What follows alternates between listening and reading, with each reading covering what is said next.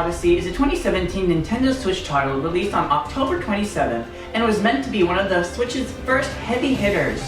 This particular Mario game is critically acclaimed to be one of, if not the best, 3D Mario game of all time. But is it worth the hype? Let's find out! Hi, I'm Acadrian, and if this is your first time here on the channel, please consider liking and subscribing, and with that out of the way, let's get right into the video. This is not the first time I played Mario Odyssey. I originally bought the game close to when it got released. I played a really big chunk of the game at first, but I never really got captured by Mario. Pun intended. But let me tell you, I am so glad that I decided to pick up this game again. So the first aspect we're going to talk about is the story. Now, let's be honest here, nobody's going to be playing Mario for the incredibly deep lore. It's more of the gameplay, but we'll get into that later. But overall, basically what's happening in the story is you start the game right off in a fight between you, or Mario, and Bowser because, yet again, Bowser kidnapped Peach. Except this time, they're going to get married. So throughout the game, you basically have to chase Mario. No, you are Mario, and you chase Bowser throughout the entire world. The way you chase Bowser is by every kingdom you stop at, you need to collect more power moons to power up your ship. And I'm not going to spoil the ending, which you can probably imagine exactly what it is. But the ending, honestly God, I think my favorite character of the game is Peach. But that's something you'll need to get there yourself to witness. Now let's talk about the graphics and the design of the game. Wow, honest to God, this is probably some of the best visuals you'll be finding on the Switch. It's the little details for me that go a long way. And if you look at Bowser's tuxedo, you'll notice that it's not really made out of like material, it's made out of scales because, you know, he's a reptile, and stuff like that I love to find. Now, every 3D Mario game has a gimmick. 64, the gimmick was 3D. Mario Sunshine, FLUDD was the gimmick.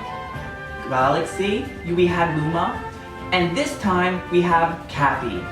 Cappy is basically a little ghost hat thing, but with Cappy you are able to throw your hat and capture other enemies and use their abilities and become them. In these types of games, movement is key.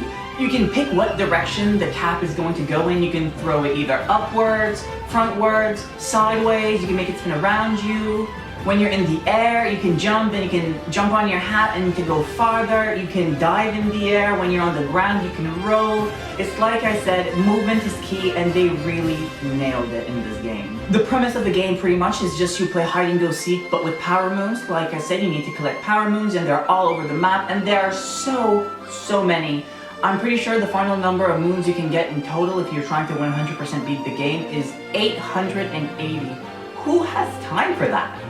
I'm pretty sure I got around 300 stars, and honestly, I had enough of that game. Not that it was bad, I just wanted to move on to something else. But for the dedicated, this game can last you quite a while, honestly. So that's pretty good. I'd rather have a surplus in content than not enough, and they really went above and beyond.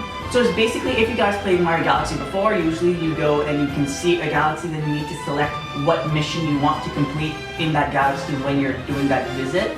And then you need to do multiple visits. But in this game, you just arrive at a kingdom and everything is there. You don't need to leave the level and come back, it's just all one level. There's a mixture of 3D Mario, because it's obviously a 3D Mario game, but there's also 2D sections, which I find fantastic, just because I love all the callbacks to previous Mario games. I really feel like it's the magnum opus of Mario. It's fantastic. And since you can capture enemies and become them, it really opens up the possibility for such creative levels and ways to move around the level. It's just so much fun capturing these T-Rexes and going on a rampage, or this weird salamander thing that glides in the air. And because of the capture feature, the traditional Mario bosses aren't as straightforward, or no, they're still straightforward, but they're unique every time because you need to use a different ability to beat that boss, and that's what really makes the game fun. How they don't shy away of something new, but it's also close enough to its core roots. There's tons of Easter eggs as well. For instance, you can find references to Nintendo 64, Super Mario Sunshine, even Galaxy, and even 3D World, and to 2D Mario as well. And when you're in a kingdom, there's two types of currencies. There's the gold coin that can be used at any kingdom, but every kingdom also has a specialty coin that you can collect and buy outfits. So now Mario isn't bound to his plumber outfit, which is also great because customizability is something I really love in games now. And you know a game is good when you are technically done with the level, but you don't feel like you want to leave and move on. That's how good it is. You never want to leave this world, and just applaud to Nintendo, honestly. Now let's talk about some music.